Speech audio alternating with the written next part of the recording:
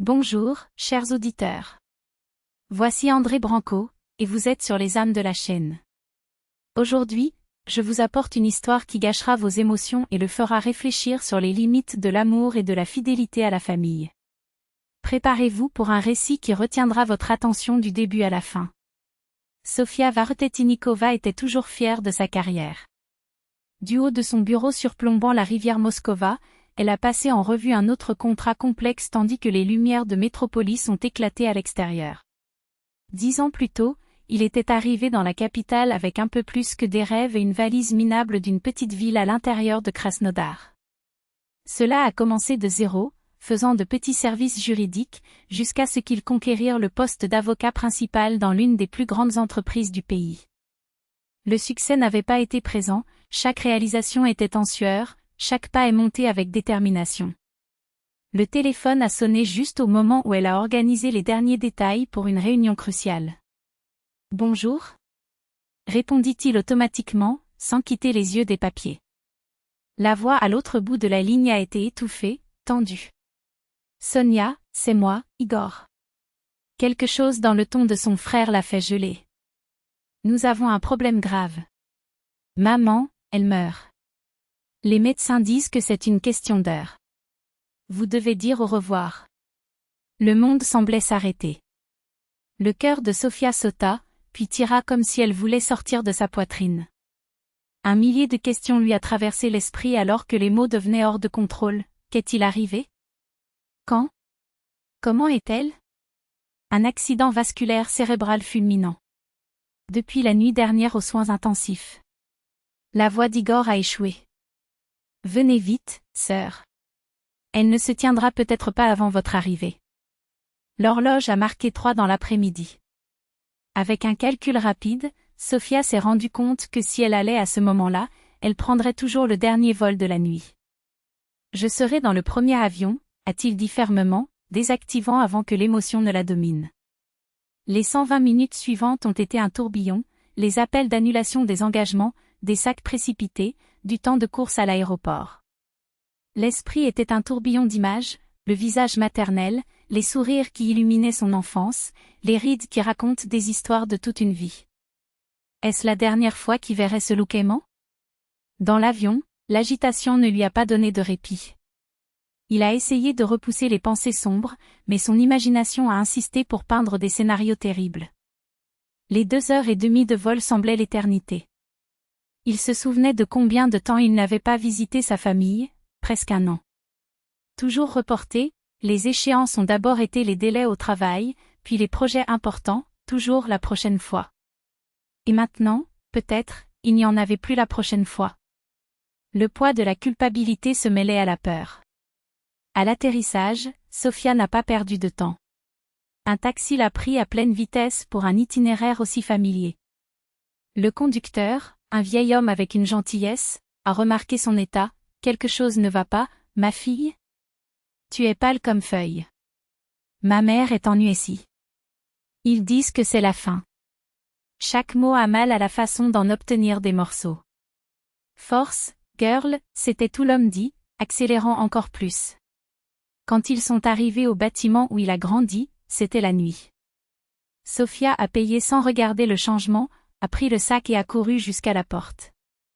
Une seule question martelait dans sa tête, pourquoi Igor n'a-t-il pas mentionné qu'il l'avait ramené à la maison? Serait-ce pour qu'il puisse dire au revoir parmi ses propres murs? Les mains se sont rasées en tapant le code d'interphone. Il a grimpé les 4 escaliers tous les 2 marches, sans attendre l'ascenseur. La cloche sonnait strident dans le silence du couloir. Igor a ouvert la porte. Son visage ne montrait aucune douleur ni deuil, juste une expression étrange et presque coupable. « Sonia, tu es venue vite » murmura-t-il, s'éloignant pour la laisser entrer. « Où est maman » Sofia a couru, jetant des manteaux et des chaussures en cours de route. « Elle est meilleure. Les médecins l'ont libérée. » Igor hésita, évitant son regard. « Viens à la cuisine, tout le monde est là. » Le cœur battait pendant qu'elle suivi du couloir. Un millier de possibilités ont traversé sa tête, les médecins se sont-ils trompés? A-t-elle amélioré miraculeusement? En entrant dans la cuisine, cependant, le scénario l'a laissé paralysé. À la table se trouvait son père, un inconnu avec un costume impeccable avec un dossier de documents et sa mère. Complètement sain, sans signe de maladie, en prenant calmement le thé dans votre tasse préférée, celle des marguerites bleues. Maman, la voix de Sophia sortait comme un chuchotement rauque. Tu vas bien? La mère rougit légèrement, mais a récupéré le sang-froid rapide. Sophia, ressentez, chérie. Nous avons des sujets importants à aborder. Elle a obéi mécaniquement, sentant un mélange explosif de soulagement, de colère et de confusion qui pousse à l'intérieur. Que se passe-t-il ici? Demanda-t-il finalement, regardant alternativement ses parents. Votre frère a dit que vous mourriez. Cela avait un accident vasculaire cérébral. Le père toussa, faisant un geste vers l'étranger. C'est le docteur Arnaldo, notre notaire. Nous avons un problème familial urgent à résoudre. L'homme a accueilli avec un signe de tête professionnel, ouvrant le dossier. Mademoiselle Vartnikova, c'est un plaisir. Nous attendions que votre arrivée finisse certains documents. Quels documents? Sophia sentit le sang bouillir. Tu m'as appelé Moscou en disant que ma mère était en train de mourir. Pourquoi? Le père a répondu d'une voix vive, pour votre putain d'entêtement, pourquoi? Vous ne venez jamais quand la famille a besoin. Ayez toujours une excuse, travail, projet, réunion. Maintenant, c'était le seul moyen. De quoi parles-tu? Elle a insisté, sentant que le sol disparaît sous ses pieds. De son appartement à Moscou, bien sûr, son père lui a frappé la main sur la table. Celui que votre grand-mère Tamara vous a laissé. Il est temps de le passer à Igor. Sophia avait envie de lui frapper le ventre. Cet appartement de 2 salles dans un quartier calme avait été son refuge dans les premières années dans la capitale, alors qu'il divisait encore des chambres extraterrestres et avait dit à chaque pièce. « Pourquoi devrais-je faire ça ?» demanda-t-il, la voix tremblante du confinement. « Parce qu'il a besoin de plus que toi », la mère a interféré, avec un ton qu'elle voulait être rationnelle. Igor a de la famille, 2 enfants et est pressé dans une chambre et un salon. Vous êtes seul, vous pourriez bien continuer à louer. Sophia se tourna vers son frère, appuyé contre la porte avec un air coupable, incapable de lui faire face. Alors c'est pourquoi ils m'ont fait passer par cet enfer? Tu m'as fait tout annuler, à voler 1000 kilomètres en pensant que tu perdrais ma mère, juste à cause d'un appartement? Le père s'est écrasé fermement sa main sur la table. Et comment pourrions-nous le faire davantage? Vous n'apparaissez jamais quand nous l'appelons. Ayez toujours une excuse. Maintenant, c'est différent, c'est un problème familial. Abonnez-vous à ces articles et ne le regrettera pas. Le notaire, clairement dérangé, a poussé les documents vers elle. Le contrat de don est prêt, mademoiselle. Nous n'avons besoin que de votre signature. Sophia regarda ses feuilles comme s'ils étaient un serpent pour l'étouffer.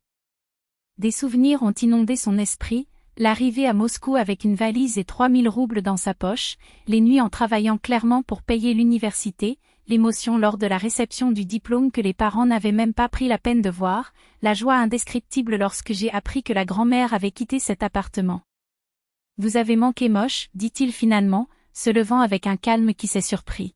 « Qu'est-ce que vous avez dit ?» Le père fronça les sourcils, menaçant. « Je dis que tu as manqué lait, répéta Sophia, et ta voix coupe maintenant l'air comme une lame. Savez-vous ce que vous venez de faire? N'en faites pas trop, la mère a essayé de minimiser. C'était juste un petit mensonge pour le bien de la famille. Sophia sentit son corps trembler avec une fureur contenue.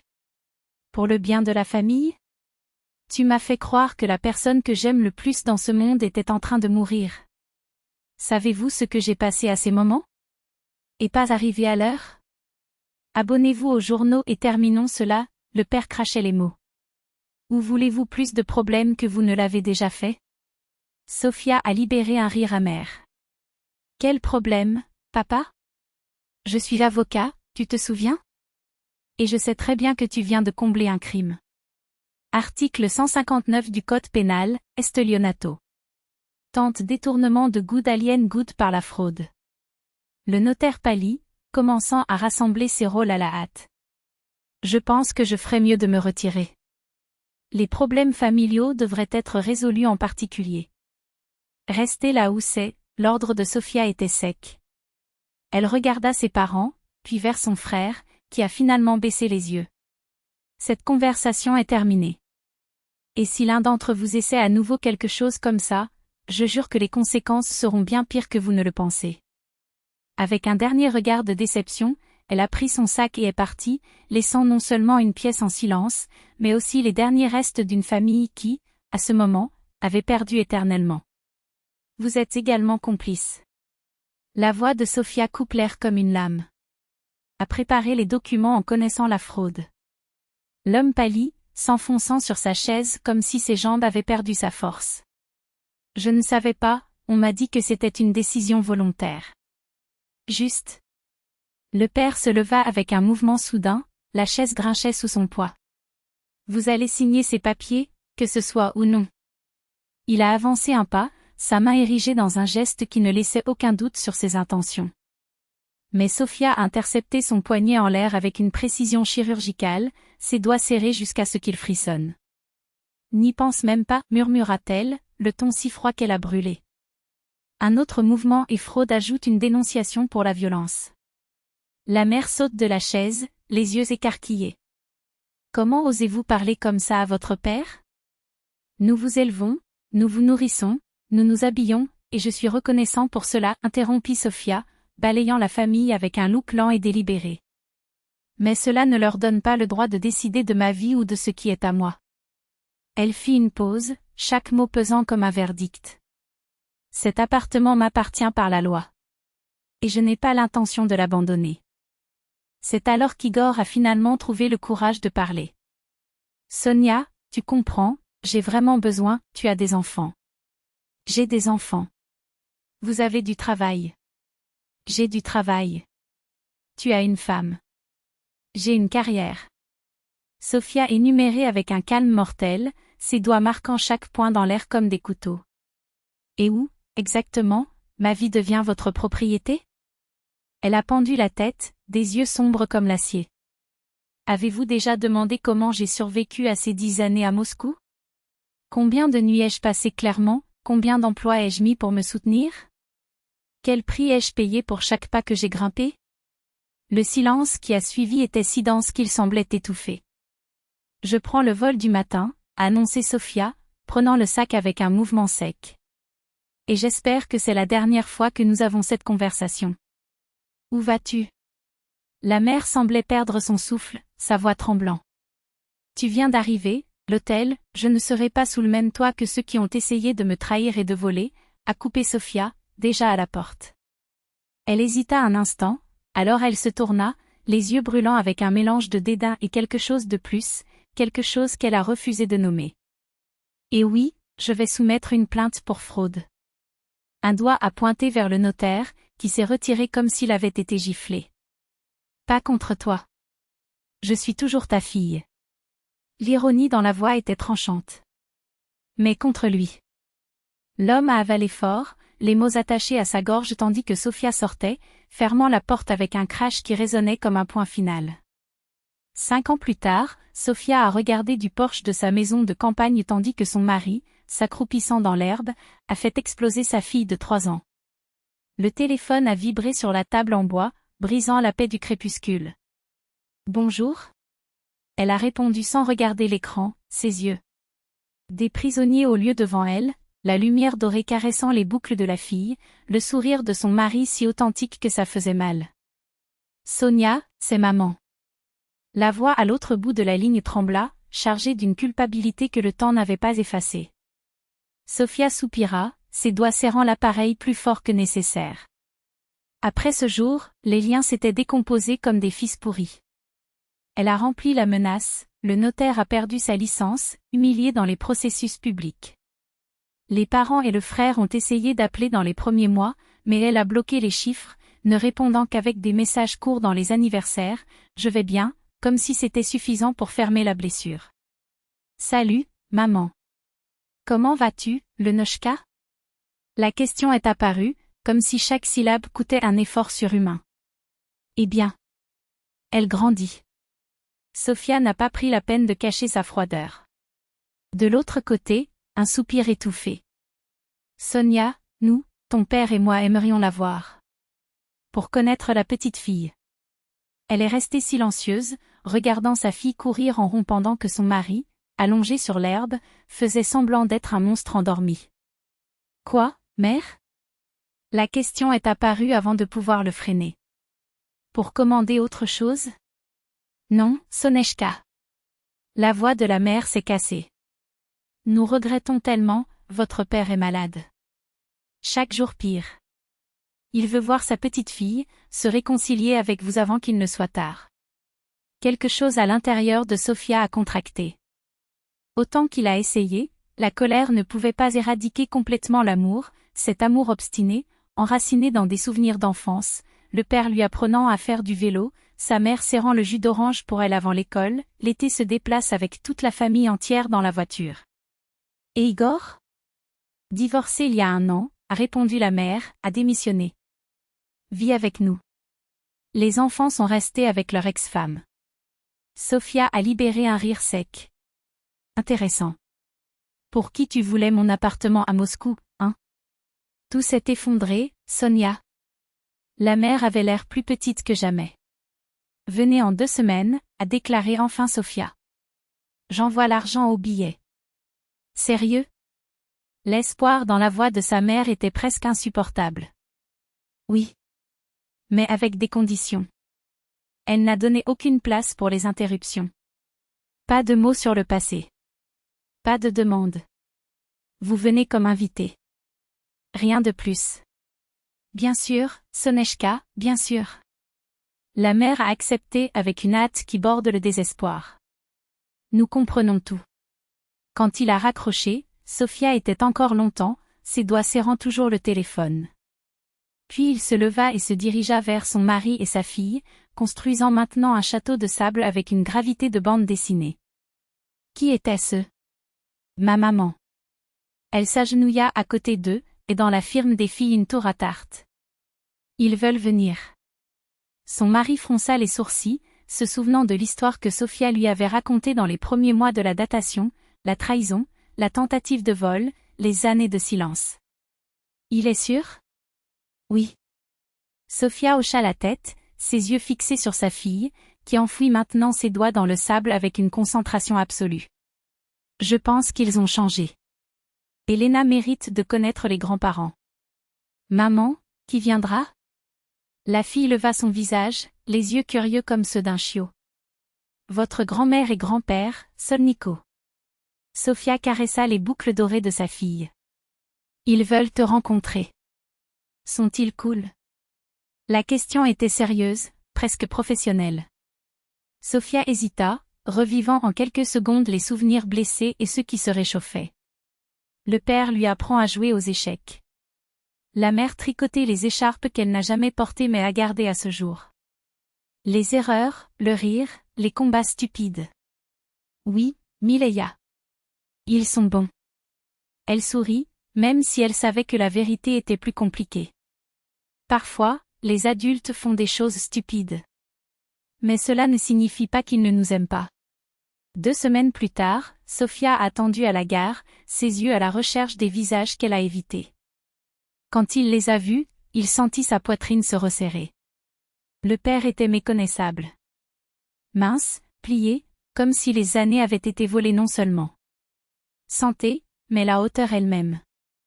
La mère, bien que plus conservée, avait des cercles sombres profonds et un tremblement dans les mains qui n'existaient pas auparavant. Sonia. Le père tendit la main, et après une seconde d'hésitation, elle lui a permis de la serrer dans ses bras. Salut, papa. À la maison, son mari et sa fille les attendaient. À la surprise de Sofia, Lena, généralement timide avec des étrangers, a couru vers son grand-père en moins d'1 heure, affichant sa collection de chariots avec une fierté qui a fondu sur la glace plus âgée. La nuit, lorsque la fille dormait et que son mari se retira discrètement, son père a rompu le silence.